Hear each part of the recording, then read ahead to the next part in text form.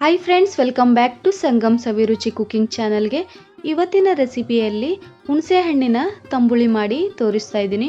ವಿಡಿಯೋನ ಎಲ್ಲೂ ಸ್ಕಿಪ್ ಮಾಡದೆ ಕೊನೆವರೆಗೂ ನೋಡಿ ಸಪೋರ್ಟ್ ಮಾಡಿ.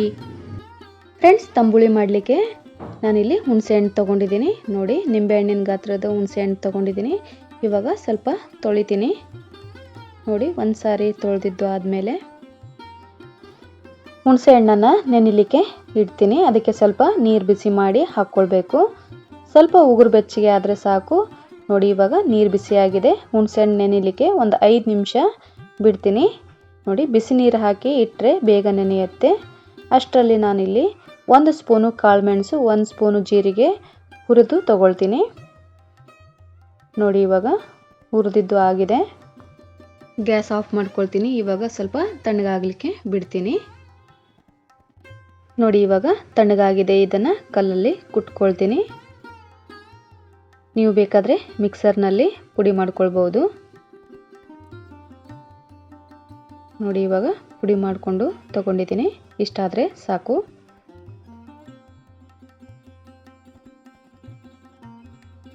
ಸ್ವಲ್ಪ ಬೆಳ್ಳುಳ್ಳಿ ಕೂಡ ಜಜ್ಜಿ ತಗೊಳ್ತೀನಿ. ನೋಡಿ, ಸ್ವಲ್ಪ ಜಜ್ಜಿದ್ರೆ ಸಾಕು.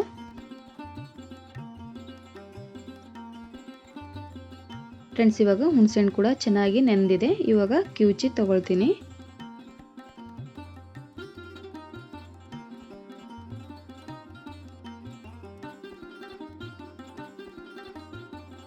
ಫ್ರೆಂಡ್ಸ್, ಇವಾಗ ಕಡಾಯಿಗೆ ಎಣ್ಣೆ ಹಾಕ್ಕೊಳ್ತೀನಿ. ಎಣ್ಣೆ ಬಿಸಿ ಆದಮೇಲೆ ಜೀರಿಗೆ, ಸಾಸಿವೆ ಹಾಕ್ಕೊಳ್ತೀನಿ. ನೋಡಿ, ಇವಾಗ ಜಜ್ಜಿಟ್ಟಿದ್ದ ಬೆಳ್ಳುಳ್ಳಿ ಹಾಕ್ಕೊಳ್ತಾ ಇದ್ದೀನಿ. ಕರಿಬೇವು ಹಾಕ್ಕೊಳ್ತೀನಿ. ಗ್ಯಾಸ್ ಫ್ಲೇಮ್ನ ಲೋ ಅಲ್ಲಿ ಇಟ್ಕೊಂಡು ಇವಾಗ ನೋಡಿ, ಹುಣಸೆ ರಸ ಸ್ವಲ್ಪ ಹಾಕಿ ಲಿಡ್ ಕ್ಲೋಸ್ ಮಾಡ್ಕೊಳ್ಬೇಕು. ಇವಾಗ ನೋಡಿ, ಎಲ್ಲ ಉಳಿದ ಹುಣಸೆ ರಸನೂ ಹಾಕ್ಕೊಳ್ತೀನಿ.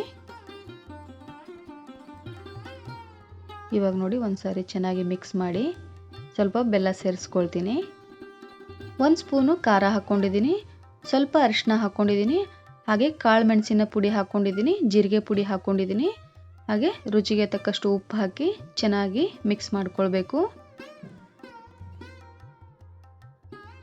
ಫ್ರೆಂಡ್ಸ್, ಮಿಕ್ಸ್ ಮಾಡ್ಕೊಂಡಿದ್ದು ಆದಮೇಲೆ 1 ನಿಮಿಷ ಕುದಿಲಿಕ್ಕೆ ಬಿಡಬೇಕು. ನೋಡಿ, ಇವಾಗ ಎಷ್ಟು ನೀರು ಬೇಕು ನೋಡಿ ಅಷ್ಟು ನೀರನ್ನು ಇವಾಗ ಸೇರಿಸ್ಕೊಳ್ಬೇಕು. ನೋಡಿ, ನಾನಿಲ್ಲಿ 2 ಗ್ಲಾಸ್ ನೀರು ಹಾಕ್ಕೊಂಡಿದ್ದೀನಿ.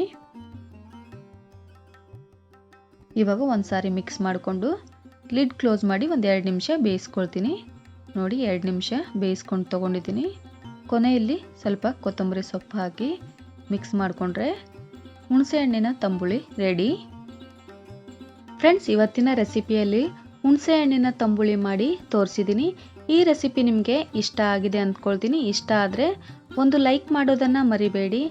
ಹಾಗೆ ನಿಮ್ಮ ಫ್ಯಾಮಿಲಿ ಫ್ರೆಂಡ್ಸ್ಗೆ ಶೇರ್ ಮಾಡಿ ಸಪೋರ್ಟ್ ಮಾಡಿ. ನನ್ನ ಚಾನಲನ್ನು ಯಾರೆಲ್ಲ ಹೊಸದಾಗಿ ನೋಡ್ತಾ ಇದ್ದೀರಾ ಪ್ಲೀಸ್ ಸಬ್ಸ್ಕ್ರೈಬ್ ಮಾಡ್ಕೊಳ್ಳಿ.